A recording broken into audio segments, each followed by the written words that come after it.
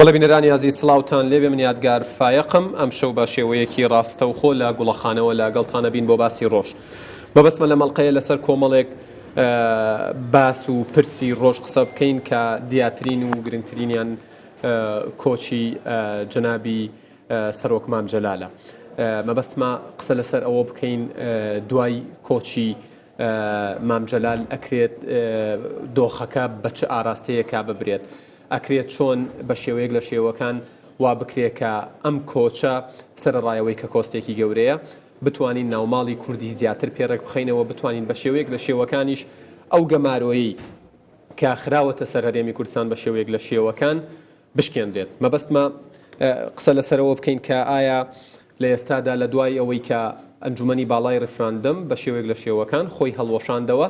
ئێستا ئەنجومەنی سەرکردایەتی سیاسی کوردستان دروست بووە. ئەم ئەنجومەنە دوای دروستبوونی هەندێک بە ئیجابی و هەندێک بە سلبی باس کراوە. هەندێک ئەڵێن کە ئەمە خراپە و گەڕانەوەیە بۆ دواوە و بزوتنەوەی گۆڕان و کۆمەڵی ئیسلامی تەنانەت داوای هەڵوەشاندنەوەشیان کردووە و هەندێکیش پێیان باشە. مەبەستمە لەگەڵ جەنابی کاکە حەمەی حاجی مەحموود تاوتوێی ئەم پرسە بکەین و بزانین ئایا بۆچی ئەم ناوە هەڵبژێدراوە و ئایا ناو گرنگە یاخود ناوەڕۆک و کارەکانی داهاتوو و هەروەها چی دەکرێت بۆی گۆڕان و کۆمەڵیش بهێنرێتە ناو پرسەکانەوە و هەمووان پێکەوە سەبارەت بە پرسە نیشتیمانی و استراتیژیەکان یەکدەنگ و یەک ڕەنگ و یەک هەڵوێست کورد خۆی بنوێنێت. مەبەستیشمە قسەیەک لەسەر کۆبوونەوەی ئەمڕۆی حەسەن ڕوحانی سەرۆک کۆماری ئیسلامی ئێران و ڕەجەب تەیب ئەردۆغان سەرۆک کۆماری تورکیا بکەین و هەروەها هەڵوێستەکانی ئەمریکا و رووسیاشمە زیاتر ناڵێم. کاکە حەمەی حاجی مەحموود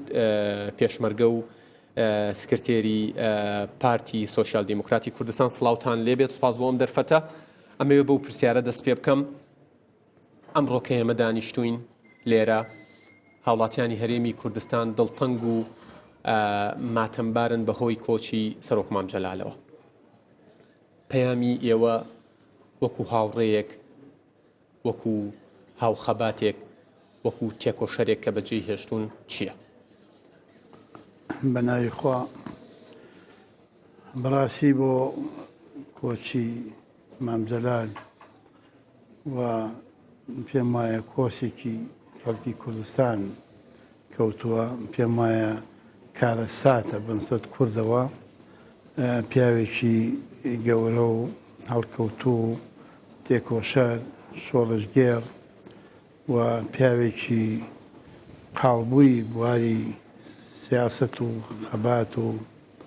لە بواری کۆمەڵایەتی دیپلۆماسی، ئەنیم پێم وایە هەموو شتەکان لە مام جەلالدا کۆبووەوە. بەجێهێشتن و ماڵاوایی ئەو لەم هەلوو مەرجە ناسکەی کە لە کوردستان و عێراق و مەنتیقەکە هەیە خەسارەتێکی گەورەی قەرەبوو نەکراوەیە بۆ خەڵکی کوردستان. و ئێمەش وەکو هەموو تاکێکی ئەو وڵاتە من زیاتر لە 40 ساڵان لە مام جەلال ڕەفاقەت و عەلاقات و نزیک و تێکەڵ و پەیوەندیەکی تایبەتیمان هەبووە. ئەوەی کە ڕەنگە من بزانم لە مام جەلال ڕەنگە هەموو کەسێک من نەزانێت، پیاوێکی دووربین خوێندنەوەی ڕووداوەکان بەرامبەرەکەی باوەڕکە لە ڕۆژانێکە نامەی نووسی بۆ ئەمیری کۆیت نردی من بۆی بنێرم. ئەو کاتە هیچ کەسێک نەوێرا بەسڵەن باسی ئەو وڵاتانەی کوێت و سعودی ئەوانە هەر بکات. ینی لە کاتێکا کە ینی مەسەلەی مارکسیت باو بوو، ئەوانە بە خەڵکی دواکەوت و ڕێژەی ئەوان لەو کاتە ئەو نامەیە نات من کەوتی پێشبینی یەکەم گۆڕانکاری ڕوو بدات. واتە دائیمەن مەسەلە گرنگەکان و داهاتووی ئەخوێندەوە و پێشبینی ئەکرد. پیاوێکی بەتوانا بوو. بۆیم پێم وایە مام جەلال تەنها هی بنەماڵەکەی نییە و هی یەکێتی نیشتمانیش نییە، هی هەموو خەڵکی کوردستانە. ئەگەر ئێمە تێبینیە بکەین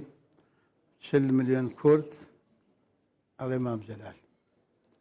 مام یانی برای گەورەی باوکی هەموو کەسێکە. هەموو خەڵکی کوردستان مامیان بە مام جەلالیان بە مام قبوڵ کردووە. ئەوە خۆی بۆ خۆی ینی یەکێکە لەو شتە زیندوانەی کە لە ناو میلەتەکەمانە پیاوێکی خۆشەویست و پیاوێکی تێکۆشەر و پیاوێکە کە خەڵکی کوردستان ئەهمێتی زانیوە بۆیە ئەو نازناوەشیان بۆ داناوە. مام جەلال لە کاری باشی کردووە، هەنگاوی باشی ناوە، خزمەتی زۆری کردووە. لە ناو چادرێکەوە لە ئەشکەوتێکەوە ڕۆیشتە قەسی جمهوری لە عێراق، ڕۆیشتە حمای متحیدە و لە نیویۆرک وتاری بە کوردی خوێندەوە. ئەمانە هەمووی کاری گرنگ و گەورەن. ئەگەر ئێمە لە دوای عێراق سەدام یەکەم کەس هەڵبژێرا بۆ ڕئیسی جمهوری عێراق کە زۆربەی زۆری عەرەبە کوردێک بوو بە سەرۆکی وڵاتێک، واتە لە 1993 وڵات یەکێکیان کورد بوو. ئەمانە دەستکەوتن، واتە مام جەلال جێگەی شانازی هەموو خەڵکی کوردستان بووە و دەورێکی گرنگشی هەبوو لە کۆکردنەوەی عێراقیەکان، کوردستان، منتیقەکە، ئاشتی، پێکەوەژیان، کارکردن، دەورێکی زۆر گرنگی هەبوو و بەداخەوە هیوادارم ڕۆیشتنەکەشی ماڵاوایەکەیشی ببێتە چەترێک. باش کاک حەمە من دەرگایەک بینە سەر ئەم باسە ئەوترێت مام جەلال تا لە ژیانە بووە هەمیشە چەتری کۆکەرەوە بووە، هەمیشە هەوڵی داوە کە کێشەکان کەمتر بەرە و تونندوتیژی بڕۆن و زیاتر بەرە و پێکەوە ژیان بڕۆن. ینی زۆر قسە لەسەر ئەوە ئەکرێت کە چۆن کورد ئەتوانێت ئەم کۆستە کە دوێنێ جەنابی سەرۆک بارزانی ماتەمینی بۆ یەک هەفتە ڕاگەیان لە هەرێمی کوردستان، چۆن ئەتوانین ئەمە بیکەین بە فرسەتێک بۆ سەرکردایەتی سیاسی کوردستان بە هەموو پارتە سیاسەکانەوە بیکەن بە فرسەتێک بۆ ئەوەی پەیامەکانیان بە دنیا بگەێنن و لە دوای سەرکەوتنی ڕفراندەمی سربەخۆی بە دنیا بڵێن کە کورد میلەتێکی ئاشتی خوازە و ئەوەشی کردوێتی ممارەسەکردنی بچووکترین مافی ئاسایی و یاسایی خۆیەتی. من پێم وایە ئەوەی جەنابی کە مەسعود بارزانی و ڕایگەیاند پەیامەکەی و خۆی پێم وایە خاوەنی تەعزیەکەیە لە کوردستان، هەچی لە ڕووی یاساییوە بە هەموو بۆ پێوەرەکان سەرۆکی ئەو خۆی خاوەنی تەعزیەکەیە و من پێم وایە دانانی 7 ڕۆژ بۆ جەنابی مام جەلال ڕەنگە ئەوەش بە کۆمەڵێ وردبینی و بە کۆمەڵێ بەرنامەوە کرابێت، چونکە ئەو ماوەیە تۆ ئەتوانی ئیستیفادەیەکی باش لە وەزعی منتیقەکە بکەیت. من پێم وایە دەرکردنەوەی دەرگایەکە بێت یا ینی هەنگاوێکە بێت بۆ ئەوەی لە مەراسیم و لە مەراسیمی تەعزیە و ناشتن و هەموو ئەوانەدا پێم وایە ڕئیس جمهوری پێشووی عێراقە پیاوێکی گەورەیە لە منتیقەکە، بۆیە پێم وایە دەرکردنەوەی دەرگایەکە بۆ چارەسەری زۆر لە مەسەلەکان کە ئومێد دەکەم خەڵکی کوردستان و هەموو لایەک وا بکەنە کە ئیسفادە لەو هەلومەرجە گرنگە بکەن. بەڵێ بینە وردە دەبینە سەر باسی ئەنجومەنی سەرکردایەتی سیاسی کوردستان. بۆچی ئەم ناوە اختیار کرا؟ ئێمە پێش ڕفراندۆم ئەنجومەنێکی پارتە سیاسیەکان هەبوو، ئەنجومەنی باڵای پارتە سیاسیەکان، هەموو ئەو حیزبانەی کە لە هەندێک لە حیزبەکان لە پەرلەمان نییە، هەندێک لە حیزبەکان لە حکوومەت نییە، بۆ ئەوەی هەموو ئەو حیزبانە لە قەراری سیاسی ئەو وڵاتە بەشدار بن کە تۆ باسی دیموکراتیەکەی ئەکسەرێت و ئەقلێت نییە بێت ناکرێت بە 5 حیزبەوە کۆنتڕۆلی هەموو شتەکان بکەن، 5 حیزب بەدەست بەسەر هەموو شتی ئەو وڵاتەدا بگرێ. لاخە تۆ ئەو حیزبانەی تریش مەسەلا پێویستە ڕایان هەبێت لە داڕشتنی ئەو وڵاتەدا، سیاسەتی ئەو وڵاتەدا ناکرێت تۆ تەنها لە کۆیکەیتەوە بە ناوی ئەوەیە کە ئەمە قانونە و ئەمە نازانم فڵانەوە ئەبێت تەنها لە ناو پەرلەمان و حکوومەت. لە هەموو دنیا شتێکەیە لە سەروی هەمویانەوە. ئەوە لە مزیسی شوێخەیە لە ئەمریکا، لۆردات هەیە لە بریتانیا، ئایان هەیە لە وڵاتانی عەرەبی و مزیسی ئەمنی قەومی لە تورکیایە، خوبرگانی لە ئێران هەیە. واتە ئەمانە ئێمەش پێویستمان بە شتێکی قەومی هەیە، جا ڕەنگە نەتوانین سا نای بنین لیژنەی ئەمنی قەومی، ڕەنگە پێمان نەکرێت بە ئاسان نەبێ. ناوێک ناو من پێم وایە ناوی زۆر گرنگ نییە، ناوەڕۆک گرنگە. ئێمە لژنەی ڕفراندۆم کۆتایی بەکارەکانی هات کە کۆتایی هات ئەبێ بچی دە خۆناغێکیکەوە لژنەیەتە دابنێ ئەم پارتە سیاسیانە کێ کۆیەکاتەوە چۆن کۆ بنەوە ناوێکێ بێ ئێمە پێشتر نیزام داخلیشمانە بوو ناوی لژنەی ئەنجومەنی باڵای پارتە سیاسیەکان بوو ئێستا ئەم جارە پێشنیار کراوە تا ئێستا تەسبیت نەبووە قیادەی سیاسی پێشنیار کراوە قیادەی سیاسی نایبنی قیادەی سیاسی کوردستان پێشنیار کراوە من بۆ خۆم پێشنیاری ئەنجومەنی بەرژەوەندەکانی کوردستانم کردووە من خۆم بە خۆم لەو کۆبنەوە بەڵام کە ڕێی ئەکسەرێ دوا بوو ئین نەبوو بەڵام ئەوە ماوە بووە بۆ ڕۆژی پێنجشەمە بۆ ڕۆژی پێنجشەمە کە ئێمە ڕۆژی پێنجشەمە کۆبینەوە ئەو کاتە قەراین لە ناوەکەی بدەین یعنی تەسبیتی بکەین بەداخەوە سەلیمان جەلالی بەسەرهات کۆبنەوەکە تاخیر باش دێنە سەر ناوەکە دووبارە بەڵام بەر لەوەی بچینە سەر ناوەکە هەندێک لە قسەکانیانە بە مەجلیس قیادە سەورە ناساندویانە و شوبهاندویانە زوتنەوەی گۆڕان داوای هەڵوەشانەوەیەکە کۆمەڵی ئیسلامی لاری لێی هەیە و شەوێک بەر لە کۆچی جەنابی مام جەلال خاتوویەرۆی ئیبراهیم ئەحمەد ئەڵێ نە لەگەڵی بووم و نە لەگەڵی ئەبوو چۆن ئەم ڕخنانە تێئەپەڕێنن چونکە ڕخنەکان چالاکێک یان چاودێرێک یان نووسەرێک نییە بڵێ ئاساییە ڕخنە بگرێت ینی ئەوەتانێ یەکێتیشی هاتۆتە سەر وی بنسەد یەکێتیەوە یەکێتی سێ نوێنەری یەکێتی لێ بووە جەگری سکرتێری گشتی لێ بووە سێ نوێنەری یەکێتی شمایی لە کۆبنەوەکە بووە ڕاستە بزوتنەوەی گۆڕان و کۆمەڵی ئیسلامی لەوێ نەبوون بەڵام داوت کراون نهاتوون بۆ کۆبنەوەکان داوایان لێکراوە کە نهاتوون بۆ کۆبنەکان خۆیان بۆیم پێم وایە مەسەلەی ناوەکە یا مەسەلەی ئەوەی کە باسی ئەوەکان ئەمە قیادەی سەورەیە بەڕاستی من پێم وایە ئەوە ناحەقیە چونکە ئەوانەی کە لەو مجلیسا دانیشتون هیچیان نە باسی بوون ڕۆژێک و نە لەگەڵ باسیش بوون و بیشوێنی بە حکوومەتی عێراقی و جگە لەوە حکوومەتی عێراقی یەک حیزب بوو حیزبی بەعض بە قیادەی سەورەی دانابوو ئێمە لەو ژوورە 17 حیزب بووین 17 حیزب لەگەڵ یەک حیزب لەوانەی نوێنەریان نییە 80 کورسی پەرلەمانی لە کۆی 111 کورسی لەوێ 81 کورسی پەرلەمان لەو ژوورا بووە بێ ئەوانەی کە نوێنەریان نییە 81 کورسی پەرلەمان لەو ژوورا بووە قەلای داویتە بۆ ئەبێتەوە بیشوێنی بۆەوە لەبەرەوەم پێم وایە ڕەنگە ناحەقی پێ بکرابێت یا ناحەقیان پێکرێ ئەجات لە باتیەوەی کە مەسەلا نامە ئەنووسرێ یاخۆ قسە ئەکرێت با خۆیان بێن لە کۆبنەکانە باسی کەن با بێنە کۆبنەکە باسی کەن خۆ نایان گرن با بێنە ژێر کۆبنەکە باسی بکەن تەرحیب بکەن ئەویان ناوە تەرعکرێت من خۆم بۆ خۆم سێ ناوم تەرە کرد سێ ناوم لێ تەرە کرد بوو من ئەنجومەنی بەرژەوەندەکانی کوردستان ئەنجومەنی کوردستان و سێ ناو من تەرە کرد بوو بەڵام ناوەکانی من وا دیار بوو ئین نەبوو نەکەوتەوە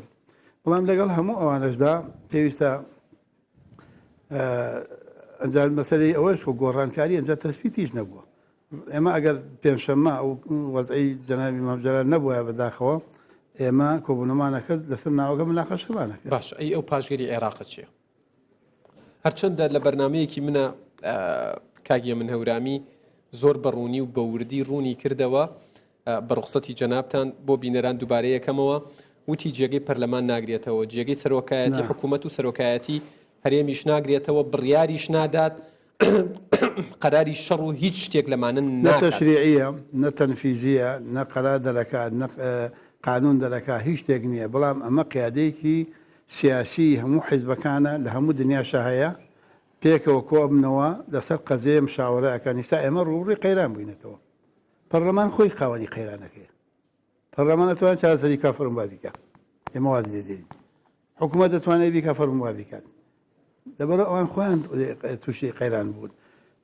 ئەم لژنەیە یا ئەم قیادە سیاسیە ئەسڵەن دەست ناخاتە کاروباری حکوومەت ئەگەر شتێکی بێ ڕوبەڕووی حکوومەت یەکاتەوە دەست ناخاتە کاروباری پەرلەمان شتێک بێ ڕوبەڕووی پەرلەمان یەکاتەوە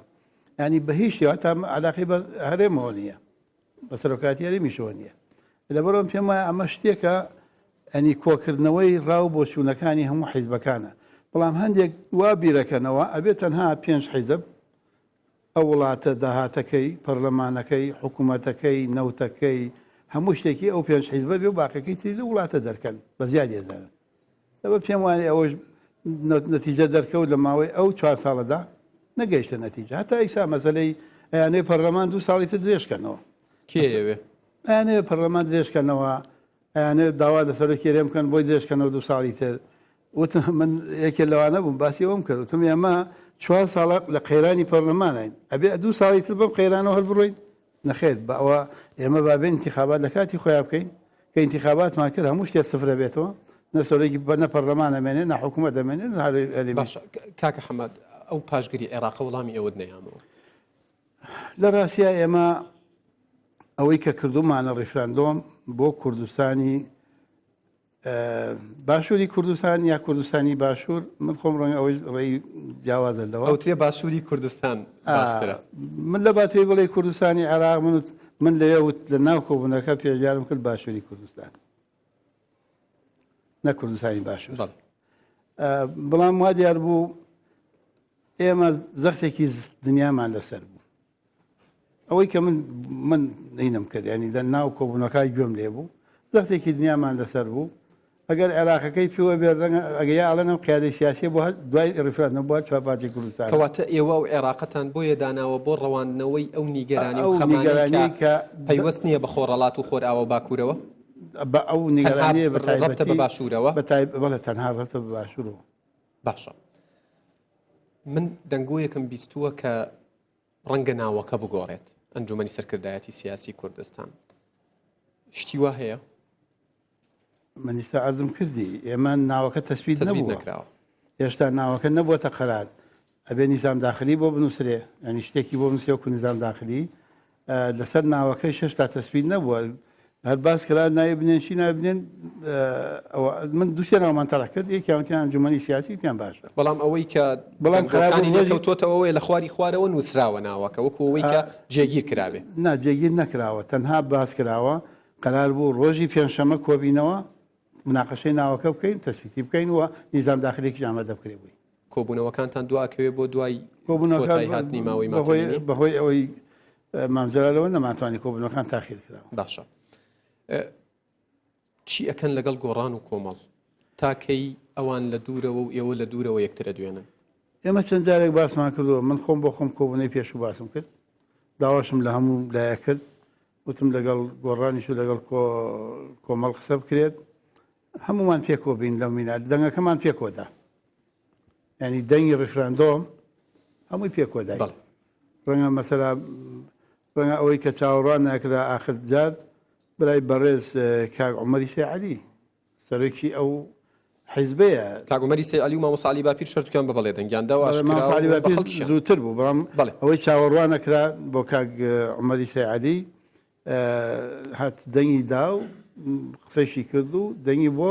ئادێت جوابی هەموو دنیای داوە هەموو کورد بە یەکەوە دەنگیاندا لەسەر سنوقی دڵدا چۆن ئەم مادام پێکەوە هەمووی بەڵێ کرد بۆ سەربەخۆیەوە لەسەر مێزێک بۆ ئێمە پێمان باشە کە مادەم ئەوەمان کردو پێکەوە هەمووشمان کۆبینەوە لە دوای ڕیفراندۆم چی ئەەکەین پێکەوە ڕیفراندۆم شتێکی گەورە بوو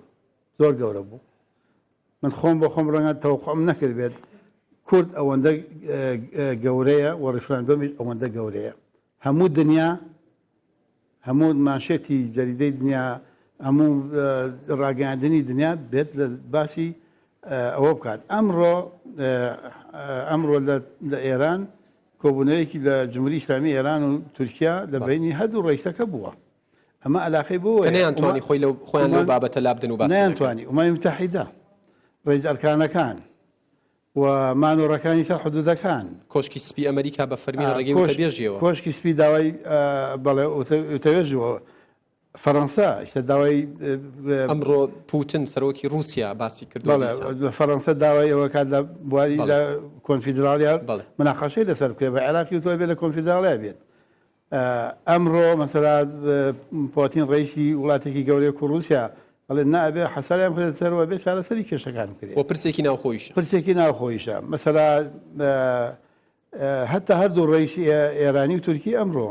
هیچ قەرارێکیان نەدا باشە با قسەیەک لەسەر قسەکانی ڕەجەب تەیب ئەردۆغان و حەسەن ڕوحانی بکەین تەسەور ئەکرا وا چاوەڕێ ئەکرا هەڵوێستیان کاتێک ئەگەن بە یەک و پێکەوە کۆ بنەوە و چاوی هەموو دنیایان لەسەرە بێت هەڵوێستێکی تونتر و ڕەختریان بەرامبەر ڕیفراندەم هەبێ بەڵام وتیان پەیوەندیمان لەگەڵ هەرێمی کوردستان ئاسایی و غەڵەتێکە و کردویانە و ئەبێ لی پاشگەز بنەوە ئەم قسانە کرا ینی ئەو توندیە نەبیندا ئایا ئەمە بە شێوەیەک لە شێوەکان قۆناغەکەیەکە وردە وردە هەڵوێستەکان بەرامبەر بە ڕێفراندەمی سەربەخۆی نەرمە بێ من پێم وایە ئەوانەی چاوەڕێیان نەکردویان زانی ئەوە زەڕا ئەتەقێنێ و کورد و دنیا وێرانەکە نەخێری چیوانە بوو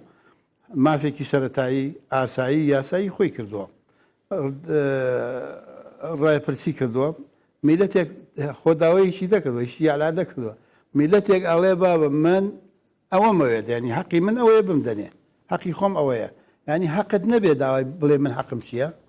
ئەمە پێم ئەوە یەکێکە یەکی ترەوەیە پێم وایە وەزعەکان ڕۆژ بە ڕۆژ ئەوانیش تێگەن و بەرژەوەندیشیان هەیە لە منتیقەکە ڕەنگە تا ئێساش مەسا ئەوان ئەنی بەرژەوەندی ئەوان و ئێمە مشتەرەکە لەو منتیقەیە لەبەر من پێم وان نییە من پێم وایە نەتیجەکە ئەبێت ئەو وڵاتانە تەعامل لەگەڵ خەڵکی کوردستانە بکەن باش دوو جار بەر لە ڕێفراندەم من لەگەڵ جەنابتان چاوپێکەوتنمان کرد جاری یەکەم وتت ڕێفراندەم دەنگی 85% بەڵێی دەنگدەران بەدەستێنێ جاری دووهەم تەسەورم کرد بڵێ 85% کەمترە بەڵام وتت لە 90 بەسەرەوە هێنێ بە نسبەت پێشبینیەوە لە ڕۆژنامەی سەباحی زمان حاڵی بڵێن فەرمی عێراق چاوپێکەوتن لەگەڵ سێ پەرلەمانتاری کورد کراوە قسە لەسەر هەڵوێستی پەرلەمانتارانی عێراق و بەتایبەت عەرەبە شیعە و سونەکان ناکەم چونکە بە نسبەت کوردەوە هەڵوێستیان ڕوون بووە بەڵام ئەم سێ پەرلەمانتارە کوردە بەبێ ئەوەی ناویان بهێنم یەکێکیان ئەڵێت دوای ئەو هەموو دژایەتیەی بۆ کورد کرا سەبارەت بە ڕێفراندەم کۆتایی هات یەکێکیشیان ئەڵێت لەگەڵ ڕای مەرجعیەتی باڵاین لەگەڵ یەک پارچەی خاکی عێراقین و یەکێکیشیان ئەڵێت هەرێم تووشی شکست بۆ بەرەو چارەنووسێکی نادیار هەنگاوانێت ئەمانە کوردن واڵن تۆ پێشبینی چییە بۆ قۆناغی داهاتوو من پێم وایە کورد هەنگاوێکی زۆر گەورەی ناوە کورد زۆر ئازا بوو یەکەم جاریشە لە مێژووی دوور و درێژیە دوور و نزیکە هەموو دنیا پێی بڵێ مەکە ئەو هەرکردی بە دنیا نەی بە دنیا بڵێت نەوە بە دنیا بڵێت بۆیە من پێم وایە کارێکی باشی کردووە هەنگاوێکی باشی ناوە بە دۆست و دژمنی سەلمان ئەو هەموو تۆمەتێ درا پەنای حیزبەکان هیچیان سەر بە وڵاتانە نەبوون لەگەڵ میلەتی خۆیان نەبوون دەنگشیاندا بە بێ ترس بە بێ گوێگرتن بۆ هیچ کەسێک ئەمە خۆی بۆ خۆی من پێم وایە خاڵێکی گرنگە بە من پێم وایە ئەو وڵاتانە لای کەمی لە کۆنفیدرالی کەمتر تەعامل ناکەن لەگەڵمانەکە ئیسا پێشنیاری یەکەم هەر خۆی بۆ خۆی ئەوە ڕیفراندۆمەکە خۆی بۆ خۆی گەورەتی کۆنفیدرالیش بە شێوەیەک لە شێوەکان دانانە بەوەی کە تۆ دەوڵەتێکی سەربەخۆ کۆنفیدرالی خۆی بێ لە پێشە لە نێوان دوو دەوڵەت ڕاگەیانی ئەنجا کۆنفیدرالی لە بینی دوو دەوڵەتایە ئەکرێت کۆنفیدرالی پەیوەندیەکی ئارەزومەندانەیە هەر کاتێویستە لێ جیابیتەوە ئێستا ئەوان خۆیان پێشنیاری کۆنفیدرالیەکەن من وەفدی ئێرانی بە منی وتووە وەرن عەلەمەکە لە حەمرین داکوتن چی ئەڵێن ئامادەین بەسەر بەخۆی مەڵێن هەمویان ئامادەن مانای ئەوە ئێمە شتێکی گەورەمان کردووە و من پێم وایە ئەبێت ئەو وڵاتانە چارەنووسمان نادیار نییە نەخێر چارەنووسمان زۆر ڕوونە و ئێمە ئەبێ سەربەخۆش بین جا سەربەخۆیەکە خۆناغەکان چۆن ئەبڕین ئەوە شتێکی ترە بەڵام کورد ئێستا قەزەیە لە ڕۆژهەڵاتی ناوەڕاست نییە لە منتیقە نییە لە هەموو دنیاە قەزەیە کۆشکی سپی لەسەر خەتە پاریس لەسەر خەتە لەندەن لەسەر خەتە تاران لەسەر خەتە ئەنقەرە لەسەر خەتە و ئەنجومەنی ئەنجومەنی ئاسایی لەسەر خەتە گەورەترین مەرجەعێتی شیعەش لە عێراق لەسەر خەتە باش من یەک خولەکم ماوە زۆریش گرە و کرا لەسەرەوەی کە ڕێفراندەم ناکرێت و تەحلیلی زۆریان کرد و بەڵام هێشتا بەردەوام لە تەحلیل ئەوانەی کە من وتم ئەکرێت مەبەستم لەسەر ئاستی ئەوانەی کە وتیان ناکرێت و ئێستا شەر ئەڵێن بەرەو خراپی هەنگاوانی ئەو قەراری داوە هەر چۆن خۆی چیەوە بێت باش لە ئێستادا وترێت خۆرهەڵاتی ناوەڕاست بە تایبەت ئەو ناوچانەی گەرمن و ئەکوڵێن بەسەر بلۆکی ئەمریکا و رووسیا دابەش بوون و وردە ورداوەتانێ تورکیا بۆ ئێران دێت و لەگەڵ عێراقاڵێ ڕێکەوتوین و شای سعودی بەرەو رووسیا ئەچێت و عەبادی بەرەو فەرەنسا ئەچێت و هەستەکرێ وردە وردە بەرەکان دەرەکەون و کەشف بن بەرژەوەندی کورد لە خۆساغکردنەوەیە یا ڕاگررتنی هاوسەنگی لە نێوان ئەمریکا و رووسیا زۆر بە کورتی سوپاس دەکەم. بەرژەوەندی کوردەوەیە بڵانس ڕاگرێ لە ناوچەکە لە ڕۆژهەڵاتی ناوەڕاست لە هەموو دنیا. بەڵێ کاکە حەمەی حاجی مەحموود پێشمەرگە و ئەندامی هیچی تر ناڵێم باشە ڕازی نییە بێڵێم نایڵێم زۆر سپاس بۆم دەرفەتە ماندوو نەبن سپاس بۆەوەی کە دیسانەوە بووین بارک بۆتان لا گوڵەخان سپاس بەڵێ بینەرانی ئەزیز باسی ڕۆژ کۆتایی هات ئێوە و کوردستان بەخوای گەورە ئەسپێرم خواتان لەگەڵ